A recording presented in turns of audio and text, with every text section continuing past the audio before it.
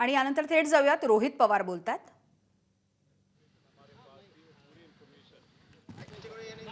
जी को वहाँ पे हम सब ने मिलकर किए और उन्होंने भी बहुत डिटेल में सुना और समझा। पॉलिटिकल कॉन्स्पिरेसी क्या हो सकती है वो भी उनसे हमने बात की। उसी के साथ एयर इंडिया के जो पायलट्स हैं और जो पायलट एसोसिएशन है उनकी भी जो मांगे हैं अंडर सेक्शन 12 के अंतर्गत ये इन्वेस्टिगेशन होना चाहिए, वैसे भी हमने वो मांग की। तो महाराष्ट्र में हमको न्याय नहीं मिल रहा। महाराष्ट्र के पुलिस हमारा सीआईडी के माध्यम से भी जो वहाँ पे इन्वेस्टिगेशन हो रहा है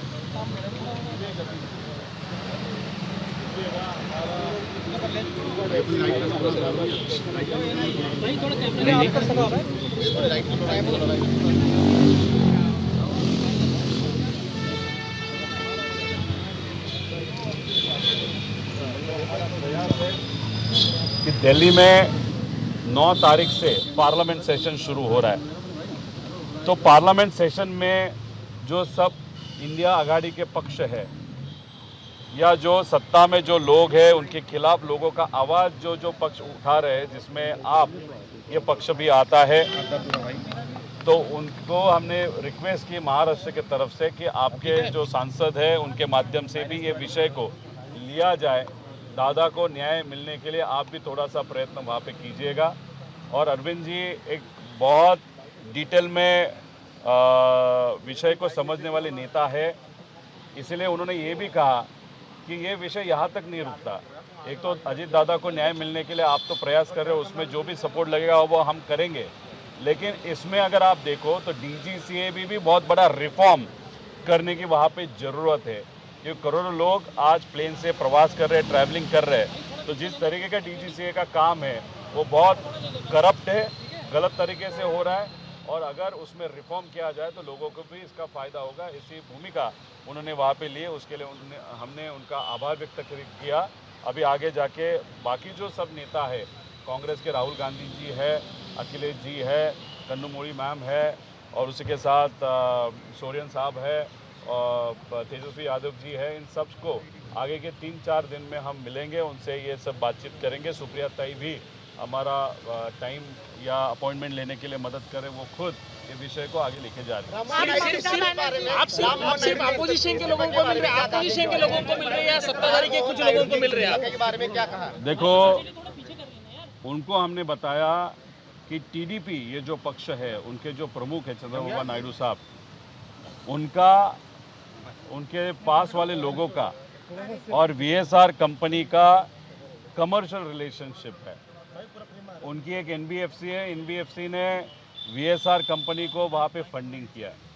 उसके साथ वीएसआर कंपनी का जो मालिक है वीके सिंह, ये दिल्ली का बंदा है। जुबली हिल्स जो हैदराबाद में बहुत प्रमुख और बहुत वीआईपी जगह है, वहाँ पे वीएसआर ने एक जगह ली। वो जगह लेते वक्त जो कैशोर वैश्य बैंक है, उन्होंने वीएसआर कंपनी को 40 करोड़ का लोन वहाँ पे दिया। कौन से तारीख पे दिया था? 30/9/2024 को।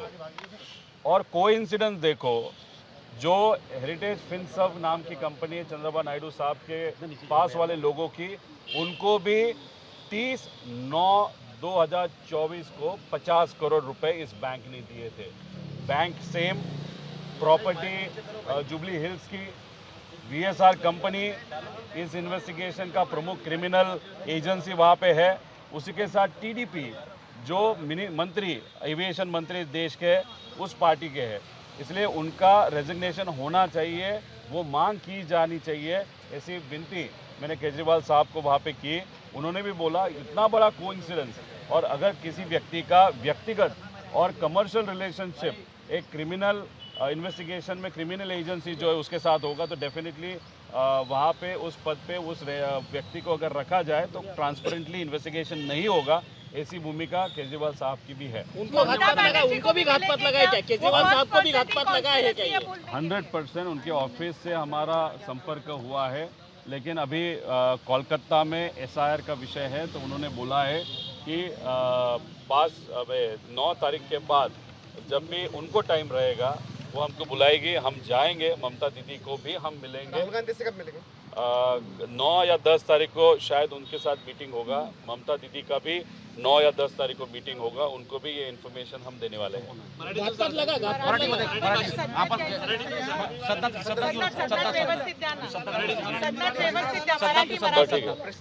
ठीक है, फिर यहाँ पे महाराष्ट्र भवन आते हैं।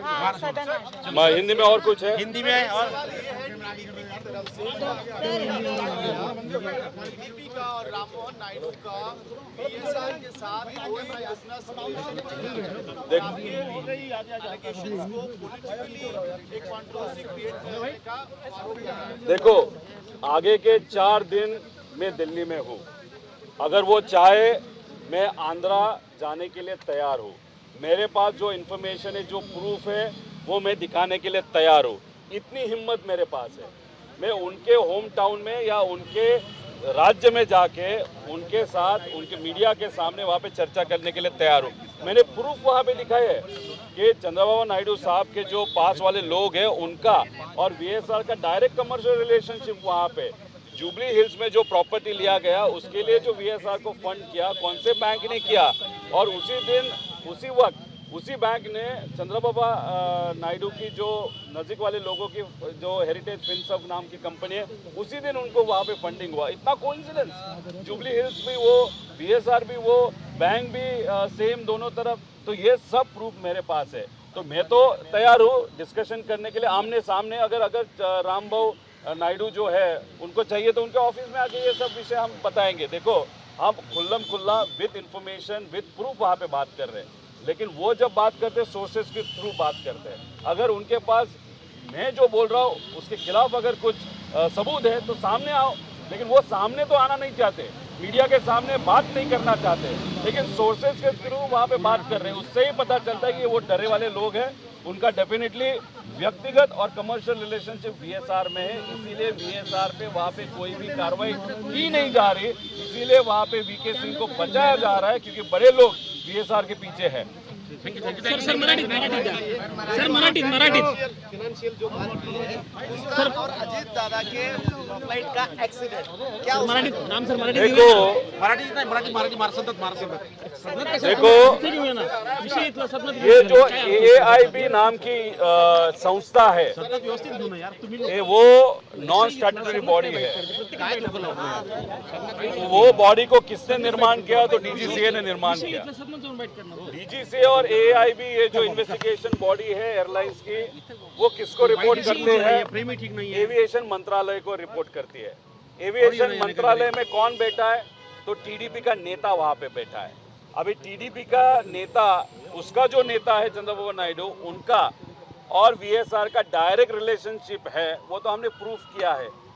अगर इन्वेस्टिगेशन एजेंसी पे जिस मंत्री का कंट्रोल है उसका ही financial and personal relationship VSR के ऊपर होगा, तो हम कैसे एक्सेप्ट करें कि इन्वेस्टिगेशन ट्रांसपेरेंटली होगा?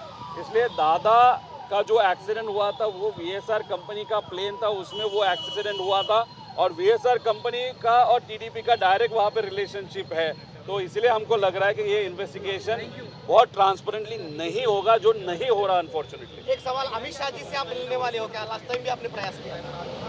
उनसे मेल करके हम देखेंगे अगर वो चर्चा हो पाई या मिल पाए। हम जब राज्य के महाराष्ट्र राज्य के मुख्यमंत्री साहब देवेंद्र फडणवीस साहब जो मिले थे, उनसे बात की थी, उन्होंने कहा था कि आप हमको एक पत्र इंग्लिश में भी दे दो जो हम वहाँ पे अमित जी को वहाँ पे देंगे। उनकी रिक्वेस्ट पे हमने वो पत्र वहाँ पे दिया है। डेफिनेटली महाराष्ट्र के सीएम साहब ये अमित शाह जी साहब से बात करेंगे, क्योंकि दादा के वो बहुत पास वाले फ्रेंड थे, बहुत गहरी संबंध थे, इसलिए वो फॉलोअप करेंगे। लेकिन हमारी तरफ से एक ईमेल हम 100% अमित शाह जी को भी दे देंगे। देखते हैं वो टाइम दे पाएंगे कि नहीं पाएंगे। थँक्यू मराठी बाईट इथंच द्यायला पाहिजे ना सदनात काय विषय इथला आहे तर विषय सदनात ते म्हणतात सदनात. अरे पण विषय इथला आहे तर सदनात बाईट कसा घेणार ना मराठी इथं बोलतो. म्हणजे तर रोहित पवार बोलत होते। आम आदमी पक्षाचे अरविंद केजरीवाल यांची आज त्यांनी थेट नवी दिल्लीमध्ये जाऊन भेट घेतलेली आहे। अजित पवार यांचं ज्या पद्धतीनं विमान अपघातामध्ये निधन झालं या विमान अपघाताच्या संदर्भात नाही मी सदनात पण येतो. एकच ठिकाणी थोडं खाली आहे. बोलू का? सर तुम्ही अरविंद केजरीवालांची भेट घेतलेली आहे. साधारणतः चर्चा काय झाली? अर्धा तास तुमची भेट झालेली आहे. बराच वेळ चर्चा झाली. अरविंद केजरीवाल साहेबांना अजितदादांच्या ॲक्सिडेंटबद्दल नाही तर घातपातबद्दल जी काय माहिती आम्ही सगळ्यांनी मिळून गोळा केलेली आहे ती माहिती त्या ठिकाणी त्यांना दिली. ती माहिती त्यांना दिल्यानंतर त्यांनी अनेक प्रश्न आम्हाला विचारले, ज्याला उत्तर विथ प्रूफ आम्ही त्या ठिकाणी दिलेलं आहे. आणि हे सगळं बघितल्यानंतर नक्कीच त्यांना सुद्धा काळजी वाटते की एका VIPच्या बाबतीत जर एवढा मोठा ॲक्सिडेंट झाला असेल आणि त्याच्यामध्ये VIPचा मृत्यू झाला असेल आणि जर इन्व्हेस्टिगेशन होत नसेल ही योग्य गोष्ट नाही. त्याच्याबरोबर त्यांना अजून एक गोष्टीचं आश्चर्य वाटलं की एवढा मोठा महाराष्ट्राचा नेता ॲक्सिडेंटमध्ये त्यांचा त्या ठिकाणी मृत्यू होतो तरी महाराष्ट्राकडनं ज्या पद्धतीने इन्व्हेस्टिगेशन व्हायला पाहिजे, तपास व्हायला पाहिजे तो तिथं होत नाही. आणि सगळ्यात मोठा आश्चर्याचा धक्का त्यांना त्या ठिकाणी बसला जेव्हा मी त्यांना सांगितलं की FIR आमचा महाराष्ट्रामध्ये घेतला जात नाही. त्यांनी सांगितलं या देशामध्ये प्रत्येक व्यक्तीचा, प्रत्येक नागरिकाचा अधिकार आहे, FIR हा झालाच पाहिजे. आणि एवढा मोठा व्यक्ती महाराष्ट्रातला जातो आणि त्या व्यक्तीबद्दलचा जर FIR होत नसेल तर याच्यापेक्षा दुर्दैवी गोष्ट दुसरी कुठली नाही. त्याच्याचबरोबर त्यांनी बोलत असताना हेही सांगितलं की हा मुद्दा महत्त्वाचा आहे, याच्यासाठी आम्ही पूर्णपणे तुम्हाला पाठिंबा देऊच अजितदादांना न्याय देण्यासाठी. पण त्याच्याचबरोबर ह्याच्यात खोलात जर आपण गेलो तर DGCAच्या माध्यमातून सुद्धा बऱ्याच काही चुकीच्या गोष्टी होत आहेत. जसं की अहमदाबादमध्ये जो ॲक्सिडेंट झाला तिथे असणारी जी काही भारतातली पायलटची असोसिएशन आहे, 5000 पेक्षा जास्त पायलट, त्याच्यामध्ये त्यांनी केजरीवाल साहेबांना विनंती केलेली, आम्हाला विनंती केलेली आहे की रूल 12च्या अंतर्गत हे इन्व्हेस्टिगेशन झालं पाहिजे. कारण रूल 11 जर आपण घेतलं तर त्याच्यात आतल्या आत इन्व्हेस्टिगेशन होईल, त्याच्यात सगळं मॅनेज केलं जाईल. म्हणून 12चा जी काय रिक्वेस्ट आहे, एअर इंडियाचा जो काही अहमदाबादला क्रॅश झाला आहे त्याबद्दल सुद्धा आम्ही केजरीवाल साहेबांना सांगितलं. त्यांनी सांगितलं की ही मागणी महत्त्वाची आहे. पण त्याच्याचबरोबर ते म्हणले या देशातल्या सर्व नागरिक जे विमानाने प्रवास करतात त्यांच्या सगळ्यांच्या सुरक्षेचा विषय घ्यायचा असेल तर मग आपल्याला DGCAमध्ये मोठा रिफॉर्म त्या ठिकाणी आणावा लागेल. त्यामुळे हा विषय फक्त दादांपुरता न राहता दादांना तर न्याय दिलाच जाईल पण त्याच्याचबरोबर रिफॉर्म पण DGCAमध्ये मोठ्या प्रमाणात झाले पाहिजे अशी भूमिका ही केजरीवाल साहेबांनी इथं घेतलेली आहे. तुमचा साखर कारखाना आहे त्याच्या प्रदूषणामुळे जे आहे कुठे ना कुठे TDPच्या संदर्भात जे काही आरोप तुम्ही केलेले होते त्यांनी पत्र लिहिलंय मुख्यमंत्र्यांना. ज्या लोकांना मेंदू नसतो, ज्या फक्त बातम्या होण्यासाठी त्या ठिकाणी बोलता धनी हा अहिल्यानगर जिल्ह्यातला आहे आणि सातारा जिल्ह्यामधला आहे. तुझ्या खोल्यामध्ये मी काय जाणार नाही. एवढं गलिच्छ लेवलचं राजकारण जर भाजपच्या मोठ्या नेत्यांकडनं त्या ठिकाणी केलं जात असेल आणि स्वतः काय बोलता येत नाही म्हणून चिरकुट लोकांकडनं त्या ठिकाणी जर वक्तव्य करत असतील, दुर्दैव असं दादांच्या बद्दल आणि ॲक्सिडेंटबद्दल जर कुणी असं राजकारण इतक्या खालच्या लेवलला जाऊन राजकारण करत असेल आणि हे सगळे BJPचेच लोक आहेत, एकनाथ शिंदे साहेबांचे सगळे आमदार आणि नेते अजितदादांना न्याय मिळाला पाहिजे याला पाठिंबा देतात. अजितदादांच्या पक्षातले जे सगळे आमदार आहेत ओपन नाही पण छुपा पाठिंबा आम्हाला त्या ठिकाणी देतात आणि अमोल मिटकरींसारखे जे काही आमदार आहेत ते ओपन पाठिंबा त्या ठिकाणी देतात. आमच्या पक्षातले तर आहेतच, काँग्रेसमधले आहेतच, पण भाजपचेच नेते हे इन्व्हेस्टिगेशन नाही तर तपास योग्य दिशेने जाऊ नये अशी भूमिका या भाजपच्या नेत्यांची आणि त्या पदाधिकारी कार्यकर्त्यांची आहे का? ह्याच्यात पण भाजपचाच व्यक्ती, भाजपचेच नेते आमच्या विरोधात त्या ठिकाणी बोलतात या सगळ्या गोष्टीमध्ये. त्यामुळे भाजपचाच ह्याच्यामध्ये कुठं हात आहे का अशी शंका 100% त्या ठिकाणी आता आम्हाला वाटायला लागली. शिखर बँकेच्या घोटाळ्या संदर्भामध्ये आता अर्ज केलेला आहे दोषमुक्तीसाठी. बाकीच्यांचं असं कळत होतं की सगळे दोषमुक्त झालेत, मात्र तुम्हाला अर्ज करावा लागला. मला वेगळं टार्गेट केलं गेलं होतं कारण का सत्तेतल्या लोकांच्या विरोधात त्या ठिकाणी मी बोलत होतो. एकट्याला वेगळं टार्गेट केलं गेलं होतं. आता त्याच्यामध्ये जर मेन जी केस आहे तीच केस तिथं संपली असेल तर माझा विषय त्या ठिकाणी येतच नाही आणि नॉर्मल कोर्टाच्या प्रोसिजरप्रमाणे मी त्या ठिकाणी रिक्वेस्ट केलेली आहे जी एक्सेप्ट केली जाईल असा आम्हाला विश्वास आहे. कारण न्याय प्रणालीवर आमचा विश्वास अजूनपर्यंत तरी आहे. नायडू कुटुंब जर बघितलं काल अर्थसंकल्पाने घोषणा करण्यात आली, निगा आणि करा नोटीस संदर्भात जोड प्रकल्पासंदर्भात घोषणा करण्यात आली. काही दिवसापूर्वी जे अजित पवारांनी भाषण दिलं होतं त्यात म्हटलं आम्ही जवळपास 1000 कोटी देऊ, पण कालच्या अर्थसंकल्पात आता 1 रुपया देखील देण्यात आला नाही आहे. याच्यावर जेव्हा बजेटवर बोलण्याची वेळ येईल तेव्हा आम्ही बोलूच. हे आम्ही बोलण्यापेक्षा अजितदादांच्या पक्षातले नेते आमदार यांनी सुद्धा आता कुठेतरी भूमिका घेतली पाहिजे. किती दिवस आपण शांत बसणार आहोत. हे जे काय चाललंय आणि कालचं भाषण आपण जर बघितलं तर ठीक आहे, अजितदादांना त्यांनी अर्पण केलं त्यासाठी मी मनापासून आभार व्यक्त करतो. पण त्याच्याचबरोबर आमची विनंती अशी होती की काही स्मारक त्यांच्या नावाचं, ठीक आहे स्मारक तुम्ही करणार अशी घोषणा केली त्यासाठी सुद्धा आभार, पण ते कुठं करणार ते तर सांगायला पाहिजे होतं. त्याच्याचबरोबर आम्ही असं म्हणलं होतं की दादा राजकारणात 40 वर्ष आहेत, त्याच्याबरोबर 22 वर्ष ते मंत्री राहिलेले आहेत आणि त्यात पालकमंत्री पुणे या जिल्ह्याचे ते अनेक वर्ष राहिलेले आहेत. त्यामुळे पुण्यात जे मोठे प्रमुख रस्ते आहेत जे गडकरी साहेबांच्या मदतीने आणि दादांच्या पाठपुराव्याने जे तिथं होत आहे त्यांचं भूमिपूजन काही दिवसानंतर होणार आहे. त्या 3 लेअर 2 लेअर जे उड्डाणपूल आणि मोठे रस्ते आहेत त्यांना आणि रिंग रोडला नाव अजितदादांचं द्यावं ह्याची घोषणा काल कुठं ना कुठे त्या ठिकाणी व्हायला पाहिजे होती, पण दुर्दैवाने त्या ठिकाणी झाली नाही. आणि दुर्दैव असं की त्याबद्दलची मागणी अजितदादांच्या पक्षाकडनं सुद्धा झाली नाही. मग ह्याला आपण काय म्हणणार. त्यामुळे मला असं वाटतं की जेव्हा आपण भूमिका घेत असतो ती कदाचित आपल्याला राजकीय दृष्टिकोनातून हानिकारक असलं, नुकसानदायक असलं तरी एखादा आपल्या नेत्यासाठी लढणं पण तितकंच महत्त्वाचं असतं. तेवढी भूमिका मात्र त्यांच्या आमदारांनी नेत्यांनी घ्यावी एवढीच विनंती या ठिकाणी करतो. पवार आणि सुरेंद्र पवार हे पण दिल्लीमध्ये येणार आहेत आणि भेटी कुणाकुणाच्या घेणार आहेत आणि तारखांचे काही शेड्यूल आहे? आज केजरीवाल साहेबांना त्या ठिकाणी भेटलो, संजय सिंग साहेबांना भेटलो. 2 दिवसानंतर राहुलजींना पण आम्ही भेटणार आहोत, ममता दिदींना आम्ही भेटणार आहोत.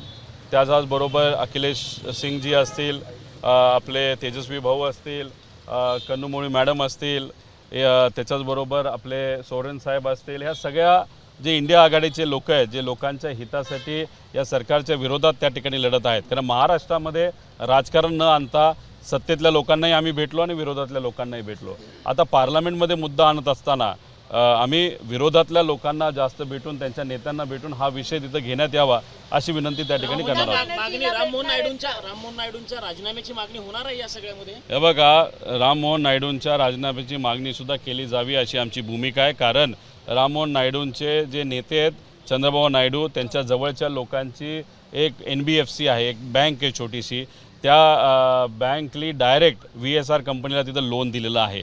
मग तुमच्या आर्थिक आणि व्यक्तिगत रिलेशनशिप असेल VSR नावाच्या या कंपनीली आणि त्याच्या VK सिंग या मालकाली जुबली हिल्स म्हणजे जिथं नायडू साहेब राहतात त्या भागामध्ये तिथं एक कुठली ती प्रॉपर्टी घेतलेली आणि त्या प्रॉपर्टीला जे लोन दिलं ते एका कसूर व्यास्या बँकली त्या ठिकाणी दिलेलं आहे. ते कधी दिलं तर 30/9/2024ला. आता हे VSRला 30/9/2024ला त्याच बँकेली लोन दिलं आणि त्याच दिवशी त्याच बँकेली हे चंद्रबाबू नायडूच्या NBFCला सुद्धा लोन 50 कोटीचं दिलेलं आहे. त्यामुळे कुठं ना कुठंतरी काही ना काहीतरी काळंबेरं आहे असं आमचं सुरुवातीपासून म्हणणं आहे.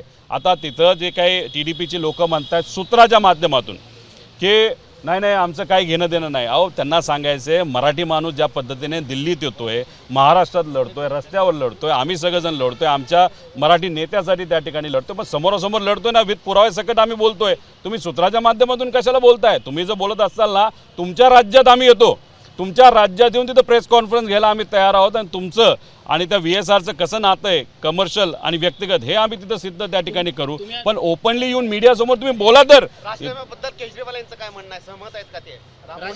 नाही, जेव्हा मी त्यांना सगळे पुरावे दिले की जिथं हे TDPचं आणि तिथं VSRचं डायरेक्ट आर्थिक आणि व्यक्तिगत संबंध आहेत त्यांचं सुद्धा म्हणणं आलं. असे जर व्यक्तिगत संबंध असतील ना तर आर्थिक संबंध असतील तर इन्व्हेस्टिगेशन कसं होणार अशी त्यांची त्या ठिकाणी भूमिका आहे. कर्जमाफीच्या संदर्भामध्ये एक मुद्दा आहे. तुम्ही केंद्रीय गृहमंत्री अमित शहा यांची भेट घेणार आहात का? कारण मागच्या वेळी तुम्ही प्रयत्न केला होता पण भेट झाली नव्हती. तुम्ही अनेक 4 दिवस आहात दिल्लीत. आम्ही परत एकदा त्यांना ईमेल करू. मोठे नेते बिझी असतात. मुख्यमंत्री साहेबांना सुद्धा आम्ही काही दिवसांपूर्वी भेटलो होतो. त्यांनी सांगितलं की तुमचं एक पत्र एखादं असू द्या आणि जेव्हा आम्ही तेव्हा दिल्लीला जाऊ तेव्हा नक्कीच फॉलोअप करू. CM साहेबांकडनं ती भूमिका तिथं आहे. आता बघू काय होतं, पण आम्ही आमच्याकडनं ईमेल तरी त्या ठिकाणी नक्कीच पाठवू. पवार आणि पार्थ पवार पण दिल्लीमध्ये येऊन भेटणार आहेत अमित शहा आणि बाकीच्या नेत्यांना. तुम्ही सध्या दिल्लीत आहात, सो तुमचे बंधू आता नवीन खासदार झाले, ते येतात का दिल्लीमध्ये भेटण्यासाठी? नाही, आता ते काय करतात आणि काय करणार आहेत हे तर काय माहिती आम्हाला तिथं नाही आहे. येत असतील तर चांगली गोष्ट. सेम मुद्द्यावरती सगळे एकत्रित येऊन आणि पंतप्रधानांची भेट घेणार असं कळतंय. नाही, जर ते आत्ता येऊन करत असतील तर चांगली गोष्ट आहे. पण मी सुरुवातीपासून सांगतोय की तिथं जी VSR कंपनी DGC आहे ते कागदपत्राचं जुळवाजुळवी करायला सुरुवात केलेली आहे. जेव्हा 13व्या दिवशी का 14व्या दिवशी पंतप्रधान साहेबांना आणि अमित शहा साहेबांना त्यांची जेव्हा भेट झाली होती तेव्हाच हा मुद्दा घेतला असता तर हा व्ही के सिंग आत्तापर्यंत जेलमध्ये असला असता. पण दुर्दैवाने त्या ठिकाणी तिथं कुठंच काय होत नाही. मला अजितदादांच्या पक्षातल्या प्रमुख नेत्यांना विनंती करायची आहे, पहिला महाराष्ट्रात FIR तरी होऊ द्या. FIR करण्यासाठी थोडे तुम्ही 4 शब्द तिथे असणाऱ्या नेत्यांना, होम मिनिस्टर साहेबांना तुम्ही तिथे टाकावेत आणि दिल्लीत आल्यानंतर तुम्ही तुमच्या लेवलवर जर पाठपुरावा करत असेल तर त्या गोष्टीचं स्वागतच आहे. सीआयडीने व्ही के सिंगची चौकशी केलेली होती. त्या दिवशी सीआयडी म्हटलं की त्यांना पुन्हा चौकशीला बोलवणार आहे. तुमच्याकडे काय माहिती आहे का? कारण 2 दिवस होऊन गेलेले VIP ट्रीटमेंट दिली गेली. बघा, पहिल्या दिवशी ते आले होते तेव्हा AK-47 घेऊन त्यांचे जे सिक्युरिटीवाले आहेत गार्ड तिथं आले होते. म्हणजे आम्ही जेव्हा आत येण्याचा प्रयत्न करत होतो तेव्हा आमच्या गाड्या बाहेर ठेवल्या होत्या, आमच्या कार्यकर्त्यांना बाहेर थांबायला लावलं होतं. व्ही के सिंग जेव्हा आला तेव्हा गेट उघडलं गेलं, त्याची गाडी आत घेतली, सिक्युरिटीची गाडी आत घेतली. AK-47 म्हणजे पोलीस स्टेशनला, म्हणजे पोलीस स्टेशन सोडा, CID म्हणजे क्राईम ब्रांच आहे आपल्या राज्याची, आणि तिथं येत असताना तुम्ही AK-47 घेऊन सिक्युरिटी येतात, ती परवानगी देते. तुम्ही थोडा वेळ काहीतरी चटरपटर चर्चा केली असं आम्हाला कळालं. 8 तास फक्त बसवलं आणि मग येताना व्ही के सिंग सगळ्यांना दिसला, जाताना मात्र दिसला नाही. कारण जाताना पोलिसांच्या गाडीमध्ये त्याला बाहेर सोडण्यात आलं, कारण का मराठी पत्रकारांना आणि तिथे असणाऱ्या आपल्या पत्रकारांना हे कुठेतरी घाबरत होता व्ही के सिंग. काहीतरी असा प्रश्न विचारेल की ज्याचं उत्तर त्याच्याकडे तिथं नसेल, त्यामुळे तुम्हाला ते घाबरले, मराठी लोकांना ते घाबरले आणि VIP ट्रीटमेंट देऊन पोलिसांच्या गाडीमध्ये त्याला बाहेर काढलं. सीआयडी असं करत असेल तर सीआयडीच्या तपासावरती प्रश्नचिन्ह नाही उपस्थित होऊ शकत. 100% आम्ही मी जेव्हा 15व्या 16व्या दिवशी त्यांना त्या ठिकाणी भेटलो होतो तेव्हा त्यांनी मी 24 तारखेनंतर भेटलो होतो, फेब्रुवारीनंतर. त्यांना म्हणलं होतं की अहो 24 फेब्रुवारीला DGCLE एक स्टेटमेंट तिथं दिलेलं आहे, त्या स्टेटमेंटवर तुम्ही लगेच कारवाई करून FIR करा. त्यांनी ते स्वीकारलं नाही. ते म्हणाले नाही, मी रिपोर्टसाठी आम्ही थांबतोय. मग आता प्रिलिमिनरी रिपोर्ट आल्यानंतर ते म्हणतात नाही आता फायनल रिपोर्ट आला पाहिजे. एक आपण सगळ्यांनी समजून घेतलं पाहिजे, 2023ला VSRच्या एका विमानाचा जो अपघात मुंबईमध्ये झाला त्याचा 3 वर्ष झाला अजूनपर्यंत फायनल रिपोर्ट नाही. मग अजितदादांच्या केसमध्ये सुद्धा आपण 3 वर्ष थांबायचं का? म्हणजे 3 वर्षामध्ये लोक विसरून जातील, महाराष्ट्र विसरून जाईल, नेते विसरून जाईल, सगळेच विसरून जातील आणि दादाला कुठं नाही मिळाला तरी चालेल असं राजकारण नाही तर असा राजकीय विचार जर कोणी करत असेल तर कृपा करून तुम्ही स्वप्नात आहात. आम्ही काय हा विषय सोडणार नाही. तुमच्या बंधूंनी जे ॲफिडेव्हिट दाखल केलेला आहे राज्यसभेचा अर्ज दाखल करताना, त्यामध्ये त्यांची संपत्ती 80 कोटीच्या पुढे त्यांनी दाखवली. आजोबांची संपत्ती म्हणजे शरद पवार साहेबांची संपत्ती 60 कोटीच्या आसपास आहे. म्हणजे आजोबांपेक्षा नातू संपत्ती असं म्हणायचं. बघा, मी कोणाकडे किती पैसा आहे, काय कसं आहे हे आम्हाला काय सांगता येत नसताना आम्हाला ते माहीत नाही. पवार साहेबांबद्दल सांगायचं झालं तर एवढंच सांगतो की त्यांचे जे काही फ्लॅट्स असतील जे 50 वर्षापूर्वी घेतले, 40 वर्षापूर्वी घेतले, त्यांच्या जमिनी ज्या पूर्वीपासून त्यांच्याकडे आलेल्या आहेत त्याची व्हॅल्यू आज बघितलं ती व्हॅल्यू मोठ्या प्रमाणात वाढली. त्यामुळे पवारसाहेबांनी याच्या आधीसुद्धा अशाच पद्धतीने राज्यसभेच्या वेळेस काही गोष्टी फाईल केल्या होत्या. त्यामुळे पवारसाहेबांबद्दल मी कॉन्फिडेंटली त्या ठिकाणी सांगू शकतो. पण बाकीच्यांच्याबद्दल माझा कुठलाही अभ्यास नसल्यामुळे त्याच्यावर जास्त बोलणं हे योग्य ठरणार नाही. आता प्रश्न कर्जमाफीचा आहे. 2019ला जी शेतकरी कर्जमाफी झाली होती त्यावेळेस अनेक शेतकरी राहिले होते. त्याची रक्कम जी आहे 1,80,000 असेल, त्याचं व्याज वाढून 2.5 लाखापर्यंत गेलंय. ते पैसे कोण भरणार आहे त्याचे काही निकष समोर येत नाही. त्या शेतकऱ्यांना 2 लाखापर्यंत कर्जमाफी सांगितली जाते. वरचे पैसे जे आहेत ते मोठ्या प्रमाणात वाढले, त्याचं काय? ममता बॅनर्जीचं वेळ घेण्याचा प्रयत्न त्या ठिकाणी मी केलेला आहे. त्यांच्याकडनं रिस्पॉन्ससुद्धा आलेला आहे त्यांच्या कार्यालयाकडनं. फक्त त्यांच्या राज्यामध्ये SIRचा विषय चालू असल्यामुळे त्यांना थोडासा वेळ तिथं लागतो आहे. पण 9 तारखेनंतर नक्कीच त्या भेटतील असा विश्वास आहे. राहिला प्रश्न कालच्या बजेटमध्ये जे काही शेतकरी कर्जमाफीबद्दल काही घोषणा झाली ती थोडी अर्धवट झाली आणि कुठंतरी काही शेतकऱ्यांवर अन्याय करणारी झाली. त्याच्यामध्ये करत असताना पूर्णपणे आम्ही कर्जमाफी करतो आहे. मार्च एंडपर्यंत असणारे जे काही कर्ज जे थकीत आहेत त्या सर्व शेतकऱ्यांना आम्ही घेत आहोत अशी घोषणा होणं जास्त अपेक्षित होतं. त्याच्याचबरोबर 2017ला छत्रपती शिवाजी महाराजांच्या नावाली जी योजना त्या ठिकाणी त्यावेळेसच्या भाजपच्या सरकारने आणली होती त्याच्यात 6 ते 7 लाख शेतकरी हे उर्वरित होते, त्यांना तिथं निधी मिळाला नव्हता. त्याबद्दल 3दा अधिवेशनामध्ये तो मुद्दा मी मांडला. आम्हाला अधिवेशनामध्ये उत्तर 3 वर्षापूर्वी सुद्धा देण्यात आलं होतं की 100% पुढच्या काही दिवसामध्ये आम्ही ते पैसे देऊ. पण 3 वर्षापूर्वी अधिवेशनामध्ये आश्वासन देऊन सुद्धा दुर्दैव असं की त्या 6-7 लाख लोकांना अजूनपर्यंत निधी मिळाला नाही. तुम्ही म्हणता ते बरोबर आहे की त्यावेळेस 1 लाख रुपये ज्याचे पेंडिंग होते ते आता कुठेतरी 17 पासून आत्तापर्यंत गेल्या 9 वर्षामध्ये तो जो आकडा आहे तो कुठंतरी आता 100% वाढलेला आहे. कारण का 10% सुद्धा घेतलं नाही तर कारण का पेनल्टीसुद्धा त्याच्यामध्ये बसते. तो आकडा 1 लाखावरनं 2-2.5 लाखावर गेला. त्याबद्दल आता सरकार काय करणार, कारण का याला पूर्ण जबाबदारी या 6-7 लाख शेतकऱ्याची पूर्ण म्हणजे ते 2.5 लाख हो, 2 लाख हो, नाही तर 3 लाख हो, तुम्ही वेळेत त्यांना तिथं निधी दिला नाही, वेळेत मदत केली नाही, ते बिचारे त्याच्यामध्ये अडचणीत आले आणि त्यांचा जी कुठला आकडा असेल ती पूर्णपणे जबाबदारी ही सरकारलाच त्या ठिकाणी घ्यावी लागेल. पश्चिम एशियाचा तणावाचा फटका सर्वसामान्यांवर बसला आहे. एलपीजी 60% आहे. आपले बासमती राईसचे एक्सपोर्ट कुठे ना कुठे थांबलेले आहेत. कांदा द्राक्ष या सगळ्याचे एक्सपोर्ट एक आपण सगळ्यांनी समजून घेतलं पाहिजे की महाराष्ट्रातून आणि भारतातून जो काय ॲग्रिकल्चरचा एक्सपोर्ट हा इराणला नाही तर त्या भागामध्ये आणि खास करून UAE या भागामध्ये जात होता. त्याच्यामध्ये फळं असतील, राईस असेल, अशा सगळ्या गोष्टी ज्या आहेत त्याचा खूप मोठा फटका तिथं पडलेला आहे. त्याच्याचबरोबर फळावर जो फटका असतो तो खूप मोठा असतो. त्याचं कारण आपल्याला काही गोष्टी स्टोअर करता येत नाहीत. हे झालं शेतकऱ्याचं आणि एक्सपोर्टच्या बाबतीत. पण दुसरी गोष्ट एक समजून घ्या, एक या देशाचा नागरिक म्हणून एक गोष्ट बघितल्यानंतर फार मनापासून वाईट वाटतं.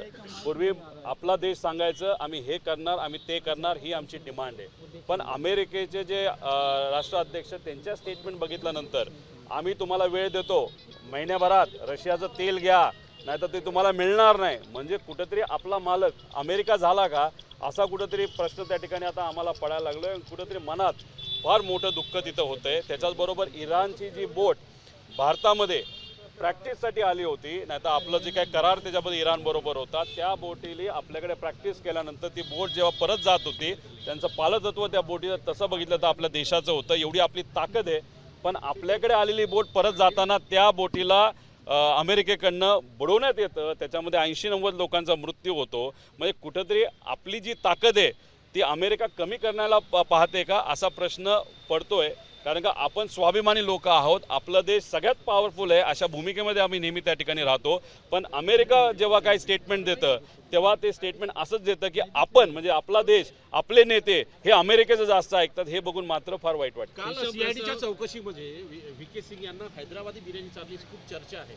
अहो त्याला हैदराबाद बिर्याणी दिली, कोल्ड्रिंक दिलं आणि 7 वाजल्यापासून 7:30पर्यंत इंडियाची बॅटिंगसुद्धा त्यांनी बघितलं असं आम्हाला कळतं. हे अशा प्रकारे VIP ट्रीटमेंट दिली जाते. तुम्ही बघा ना, म्हणजे आत येतात त्याची गाडी पाठवली जाते, 2 गाड्या मशीन गन घेऊन माणूस पाठवतो आणि आम्ही जेव्हा जातो तेव्हा आमच्या कार्यकर्त्याला म्हणतात बाहेर राहा. आज सगळ्यात वर्स्ट म्हणजे तिथं असणारे जे पत्रकार 8 तास उन्हामध्ये त्यांना तिथे ठेवलं, पत्रकारांना साधा चहासुद्धा विचारला नाही आणि त्यांना तिथं बाहेर ठेवलं आणि VK सिंगला VIP ट्रीटमेंट दिली. म्हणून सांगतो VK सिंगच्या पाठीमागे कोणाचा तरी हात आहे. आणि एक जबाबदारीने हे मी स्टेटमेंट देतोय की VK सिंगचा तपास जर झाला आणि योग्य पद्धतीने झाला तर VK सिंग मोठ्या माणसांची नावं घेऊ शकतो. या घातपातच्या मागे कोण आहे ही भीती असल्यामुळे VK सिंगची तपासणी त्या पद्धतीने होत नाही. म्हणजे कोणाला तरी वाचवलं जात आहे आणि दुर्दैव असं या सगळ्या गोष्टीमध्ये दादांना मात्र त्या ठिकाणी आपल्याला न्याय देता येत नाही. आणि दादांना न्याय देण्यासाठी ज्या ज्या लोकांनी लढायला पाहिजे, ज्या सत्तेत आहेत ते मात्र लढताना दिसत नाही. ही दुर्दैवी गोष्ट. लढाई सुरू केली त्यामुळे VK सिंग परदेशात होऊन जाण्याची चर्चा आहे. कुठे काय माहिती आहे? VK सिंगकडनं नावं कुठं पुढे येऊ नयेत आणि VK सिंग बरोबर संलग्न असणारे जे कोणी भाजपचे काही नेते ज्याची पुरावे त्या ठिकाणी मी दिलेले आहेत, TDPचे काही नेते आणि इतरही काही इन्व्हेस्टर आहे जे आपण बघितलं तर खोकला कंपनीच्या माध्यमातून 850 कोटीचा प्रीमियम तिथं आणला गेला होता. ह्याच्यातले काही महत्त्वाच्या मोठ्या लोकांची नावं पुढे येऊ नयेत म्हणून कुठेतरी VK सिंगला सांभाळलं जाते, त्याला सांभाळून ठेवलं जातंय आणि त्याला कुठेही त्या ठिकाणी त्रास दिला जात नाही. ही कुठेतरी गोष्ट आता पुढं त्या ठिकाणी यायला लागलेलं आहे. प्रसाद मोरे हे उपमुख्यमंत्री आहेत उत्तर प्रदेशचे, त्यांच्या हेलिकॉप्टरमधून आज दूर निघाला, त्याचं इमर्जन्सी लँडिंग करण्यात. अहो DGCA मध्येच घोळे हे मी तुम्हाला सांगतोय ना. आता हे बघा 2023ला डावोसला जाताना एकनाथ शिंदे साहेबांनी विमान VSRचं घेतलं होतं. भारताच्या बाहेर जेव्हा तुम्ही प्रवास करत असता तेव्हा ज्या देशांच्या वरून तुम्हाला जायचं असतं त्याची परवानगी तुम्हाला घ्यावीच लागते. दावोसला जर पोचायचं असेल तर 8 तासाचा प्रवास आहे. लेगेसी 600चं विमान जे एकनाथ शिंदे साहेबांनी वापरलं होतं 4 तासानंतर त्याला रिफ्युलिंग करावं लागतं. रिफ्युलिंग करण्यासाठी बहारेनला ते थांबले, रिफ्युलिंग झालं, ते विमानात बसले परत, नाही तर विमानातच होते रिफ्युलिंग होऊस तर. आणि ते जेव्हा इराणकडे जात होते तेव्हा इराणच्या तिथं असणाऱ्या डिफेन्सच्या लोकांनी त्यांना सांगितलं 5 मिनिटामध्ये तुम्ही उलटं व्हा, तुम्ही परवानगी घेतली नाही आणि 5 मिनिटापेक्षा जास्त वेळ तुम्ही जर आमच्या हद्दीत राहिला तर तुमचं विमान आम्ही पाडू. आणि हे फक्त इराण नाही, इराकली सुद्धा सांगितलं. आता बघा परमिशन घेतल्याशिवाय तुम्ही उडू शकत नाही.